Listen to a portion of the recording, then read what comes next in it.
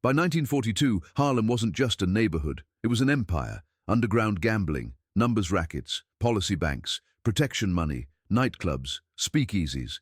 And sitting at the top of it all was Ellsworth Bumpy Johnson. Not flashy, not loud, not reckless. Bumpy didn't rule Harlem with noise, he ruled it with precision. Every dollar tracked, every runner monitored, every corner calculated, and most importantly, every betrayal punished. But what made Bumpy different from other bosses was loyalty. If you earned his trust, he treated you like family. And for 6 years, one man had that trust more than anyone. Raymond "Smooth" Taylor. 6 years earlier, Raymond was just another exhausted black man in Depression-era Harlem. Dishwasher by day, cab driver by night, trying to keep his mother alive, trying to keep his little sister in school, trying not to drown under a system that offered him nothing. His father had been a Pullman porter, killed in a train derailment outside Pittsburgh in 1934. The railroad company paid the family $200. That was it. No pension, no apology, no justice. Raymond watched his mother scrub white people's apartments until her hands cracked. Watched his sister drop out of school at 14 to work in a laundry, and something inside him broke. Not rage, powerlessness, the kind that eats at you quietly every night. Then one evening in 1936, Raymond picked up a passenger outside Small's Paradise. The man was dressed clean. Sharp eyes, quiet confidence. It was Bumpy Johnson. They talked during the ride, not small talk, real talk. About numbers, patterns, roots, memory. Raymond casually mentioned he could remember every fare he'd driven that day without writing anything down. Bumpy looked at him and said, "You've got a mathematical mind. That's rare." At the end of the ride, Bumpy handed him a business card. "Come see me tomorrow." Raymond didn't know what that meant, but he showed up, and 1 week later, he was working inside Harlem's underground economy, $50 a week.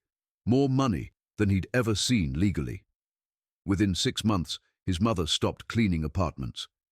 His sister went back to school. Raymond didn't just work for Bumpy.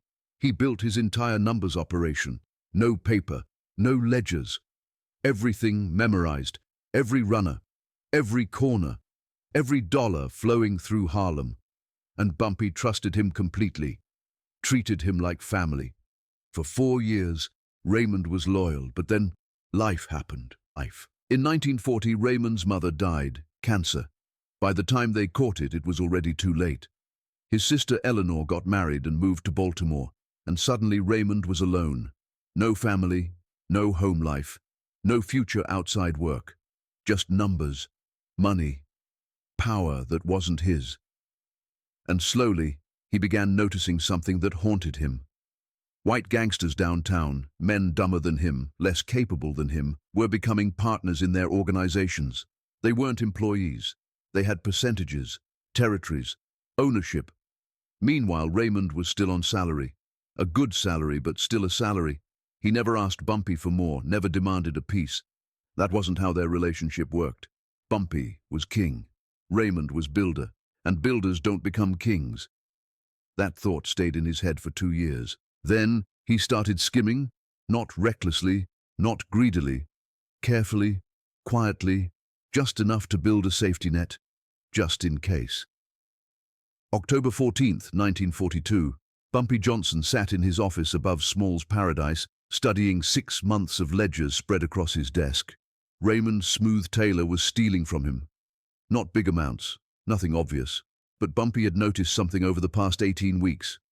Small discrepancies, $80 missing here, $120 there. Individually meaningless, but added together over 6 months, $2,200. In 1942, money that was 3 years' salary for a working man. Not pocket change, but not retirement money either.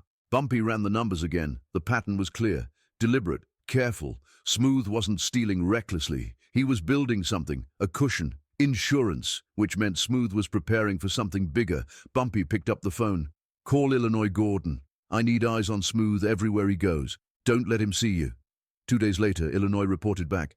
"Boss, Jenkins followed Smooth to East Harlem, Moretti's Diner, 90 minutes with 2 Italians, left with an envelope." Bumpy was quiet for a long moment. Then he made a decision. "Call Smooth, tell him to come to my office tomorrow, 8 p.m. Tell him I'm moving the main vault. All the cash from every policy bank in Harlem. Tell him it'll be at the warehouse on 145th Street for one night before we distribute it to the new locations. Tell him I need him there to verify the count." Illinois understood immediately. "You want him to tell the Italians? I'm giving them exactly what they want," Bumpy said. "Me alone with all the money in one place. They'll think it's Christmas." What Smooth didn't know, what the Italians wouldn't know, was that the vault transfer was fiction. The money would never be there, but Bumpy would be. And when Raymond "Smooth" Taylor walked 5 Genovese hitmen into that empty warehouse expecting to become Harlem's new king, he'd find out why you never betray the man who taught you how to count. October 11th, 1942, Moretti's Diner, East Harlem. Raymond "Smooth" Taylor sat across from 2 men who could end his life with a phone call. Vincent "Vinny" Scarpelli, 43, Genovese family enforcer. Anthony "Little Tony" Russo, 38, his partner. Both wore expensive suits that couldn't hide the shoulder holsters underneath. Vinny slid an envelope across the table. 15,000, just for the meeting. When Bumpy's dead, there's more, much more. Raymond stared at it. His hands were sweating. "What happens after?" "After?" Vinny smiled. "You run Harlem's numbers. We take East Harlem and the Bronx. You give us 20%. We provide protection, connections, expansion. Everybody wins." Little Tony leaned forward. "Think about it, Raymond. Right now, you're Bumpy's employee, making what? 50, 60 a week, working yourself to death while he sits in his office getting rich. We're offering you partnership, real power, real money, the kind of setup Bumpy will never give you." Raymond had been Bumpy Johnson's policy bank coordinator for 6 years, built the entire numbers system from scratch, knew every street corner, every collector, every dollar flowing through Harlem's underground economy. He also knew every reason why he should say no. But he'd been carrying those reasons for 2 years, and they were getting heavier. And now, sitting in that diner, staring at $15,000, Raymond made his choice. He reached across the table and took the envelope. "There's a warehouse on 145th Street near the river," Raymond said quietly. "Bumpy uses it for big cash transfers when he consolidates territory money." "When's the next one?" Vinny asked. "I don't know yet, but he'll tell me when it happens. I coordinate all his movements. How much money we talking? Could be 50, 60,000, everything from a week's collection across Harlem." Vinny whistled low. "And you'll let us know when and where?" "Yes." Little Tony leaned back. "Here's how it works. You call us. Give us the location. We handle Bumpy. After that, you meet us at Carlos Bar. We discuss next steps, transition, territories." Raymond nodded slowly. "And after that, Harlem's mine." 75% yours, Vinny corrected. "We take 25, but you run it. Your operation, your people. We're just partners." Partners.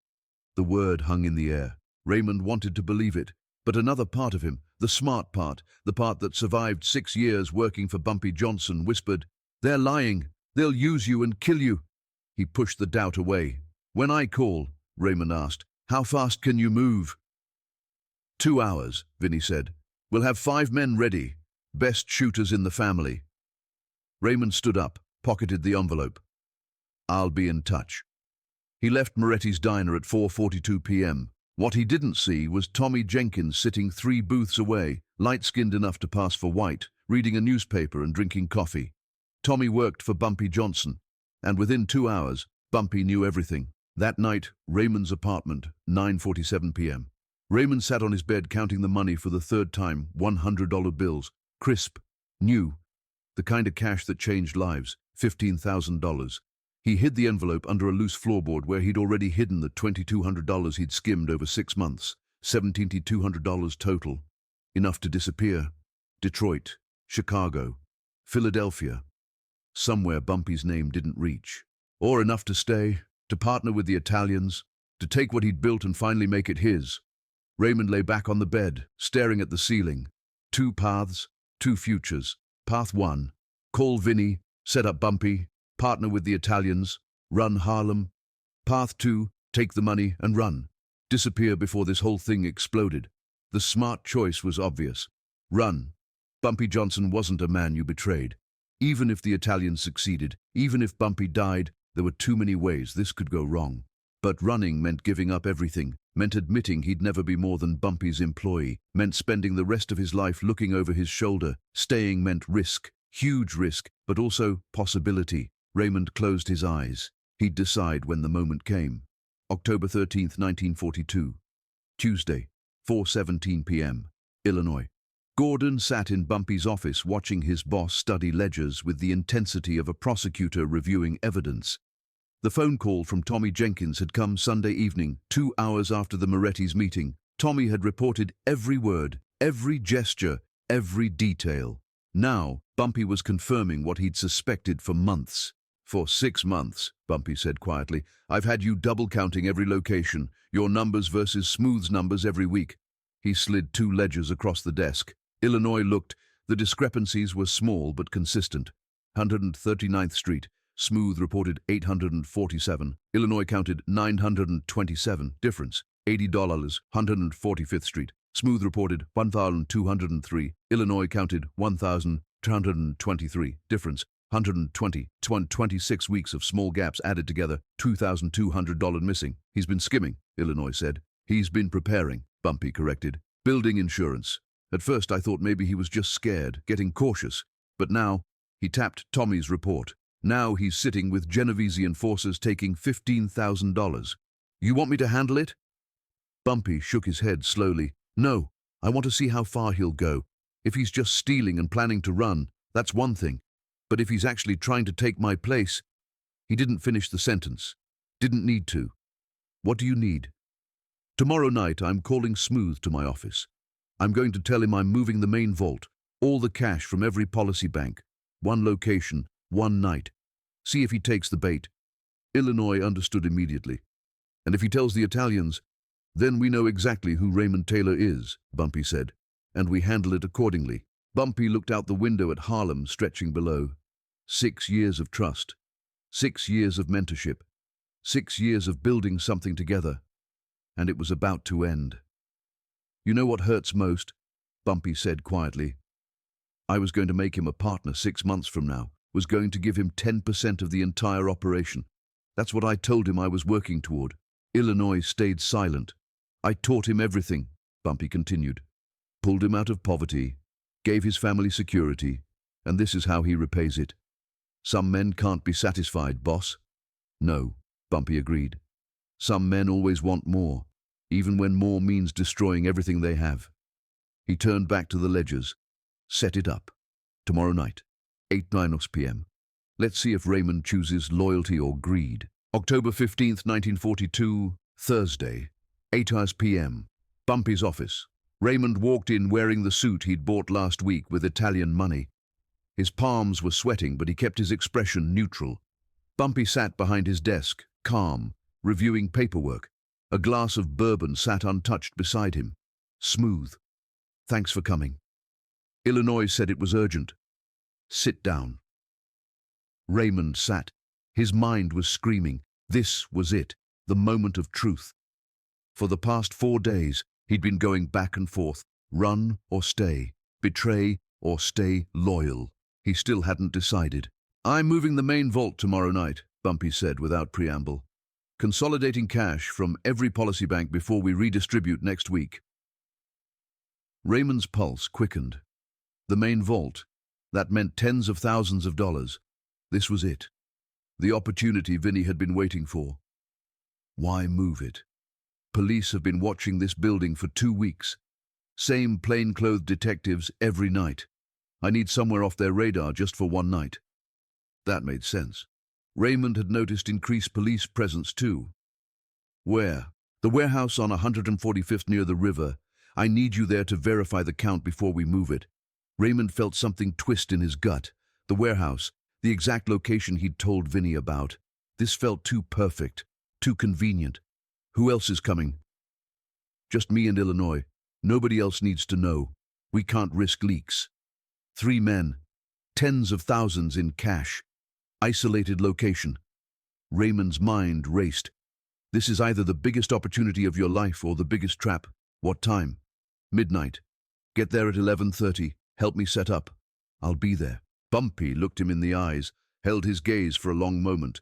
Raymond felt naked under that stare, like Bumpy could see every doubt, every betrayal, every lie.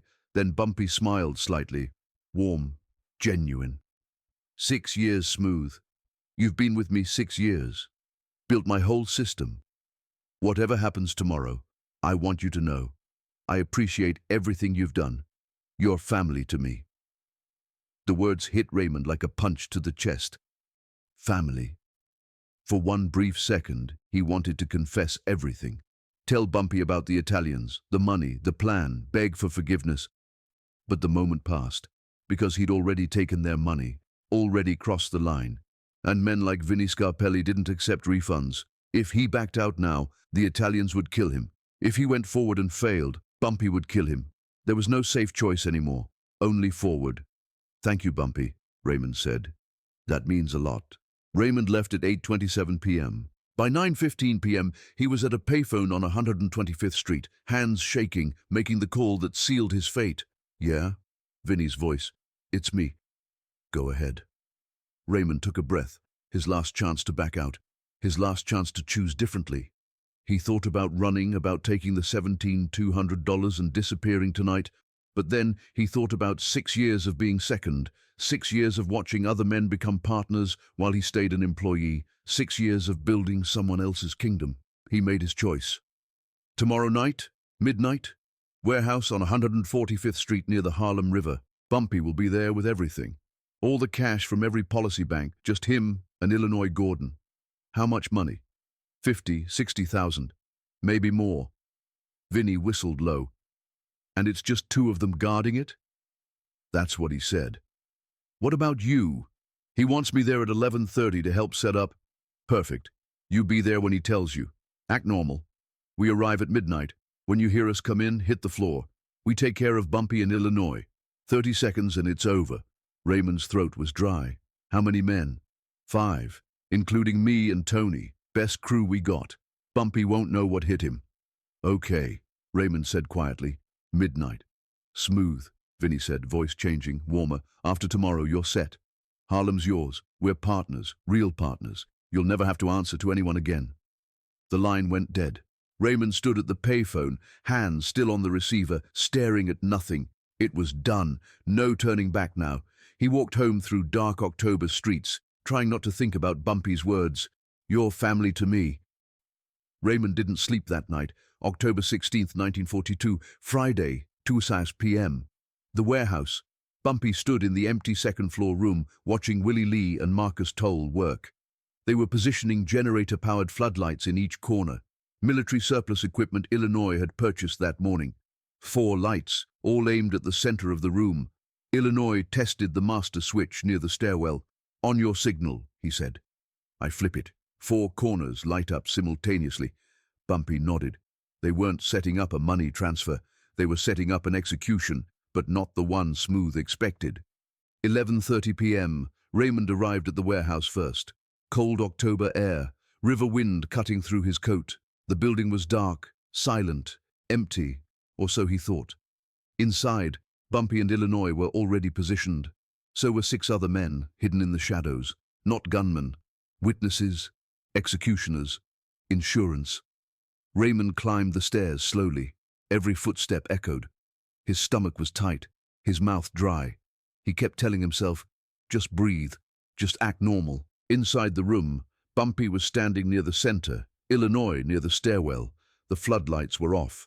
Only moonlight filtered through broken windows. You're early, Bumpy said casually. Couldn't sleep, Raymond replied. Neither could I, Bumpy said. They stood in silence for a moment. Raymond felt like the air was thick, heavy, like something unseen was pressing down on him. You nervous? Bumpy asked. A little, Raymond said honestly. Lot of money moving. Bumpy studied him. Not accusing, not angry, just observant.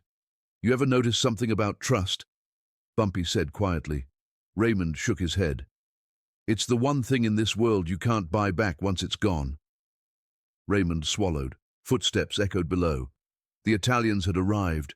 Raymond's heart started pounding. This was it. He had 30 seconds left to live, or 30 seconds to become king. The door downstairs opened. Voices whispered. Shoes scraped concrete. Raymond looked toward the stairwell. He remembered Vinny's instructions: when you hear us come in, hit the floor. He took a breath.